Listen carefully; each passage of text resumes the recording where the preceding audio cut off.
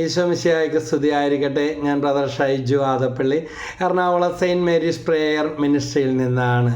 ദൈവത്തിൻ്റെ കൃപ നമ്മുടെ ജീവിതത്തിൽ ഉണ്ടാകുമ്പോൾ ഇതാ കൃപ വഴി അനുഗ്രഹങ്ങൾ നമുക്ക് തുറന്ന് കിട്ടും. തടസ്സങ്ങൾ മാറും, ബന്ധനങ്ങൾ അഴിയും, വിശ്വാസം വർദ്ധിപ്പിക്കും, ദൈവിക പദ്ധതി, ദൈവഹിതം നിറവേറ്റാനും ഉൾക്കൊള്ളാനും. ഇത്രയും നാൾ നമ്മുടെ ഇഷ്ടം അല്ലെങ്കിൽ നമ്മൾ വിചാരിച്ച പോലെ ആയില്ല, പ്രാർത്ഥന കേട്ടില്ല. മറ്റേത് ദൈവഹിതം എന്താണെന്ന് മനസ്സിലാക്കാനും അതിൽ പിടിച്ചു നിൽക്കാനും. ഇതിന് 3 വചനങ്ങളാണ്. ഒന്ന് സങ്കീർത്തനം 67:1, രണ്ടാമത്തെ വചനം 2 കൊറിന്തോസ് 12:9, മൂന്നാമത്തേത് എഫെസസ് 2:8.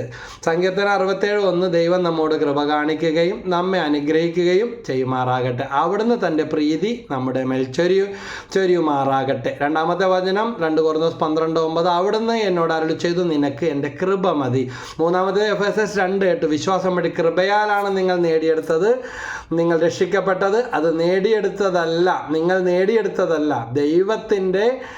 നിങ്ങൾ നേടിയെടുത്തതല്ല, ദൈവത്തിൻ്റെ ദാനമാണ്. ഈ 3 വചനം സങ്കീർത്തനം 67:1, 2 കൊറിന്തോസ് 12:9, എഫെസസ് 2:8. ഈ 3 വചനങ്ങൾ ഒരു 33 പ്രാവശ്യം വീതം വിശ്വാസത്താലെ ഒരു 21 ദിവസം ആവർത്തിച്ച് പ്രാർത്ഥിച്ചോ വചനത്തിൻ്റെ ശക്തി തുറന്നു കിട്ടും. ദൈവത്തിൻ്റെ കൃപ നമ്മുടെ ജീവിതത്തിൽ നിറയുകയും പ്രത്യക്ഷപ്പെടുകയും നമ്മളെ വഴി നടത്തുകയും ചെയ്യും. വിശ്വാസത്തോടെ വേണം പ്രാർത്ഥിക്കാൻ. സാക്ഷ്യപ്പെടുത്താനിടയാകും. നിങ്ങളുടെ കമൻസും ലൈക്കും ഷെയറും കമൻസിലൂടെ നിങ്ങളുടെ അനുഭവങ്ങളും സാക്ഷ്യങ്ങളും ഷെയർ ചെയ്യാവുന്നതാണ്. പ്രാർത്ഥനാ നിയോഗങ്ങളുണ്ടെങ്കിൽ വാട്സാപ്പിലൂടെയും പോസ്റ്റ് ചെയ്യാവുന്നതാണ്. ഞങ്ങൾ നിങ്ങൾക്ക് വേണ്ടി പ്രാർത്ഥിക്കാം. പരസ്പരം നമുക്ക് പ്രാർത്ഥിക്കാം. അങ്ങനെ സെയിൻറ്റ് മേരീസ് പ്രേയർ മിനിസ്ട്രിയുടെ സുവിശേഷ ശുശ്രൂഷ പ്രവർത്തനങ്ങളിൽ പങ്കുകാരാകാം. ദൈവം എല്ലാവരെയും അനുഗ്രഹിക്കട്ടെ. ഈശോമിശിഹായ്ക്ക് സ്തുതിയായിരിക്കട്ടെ.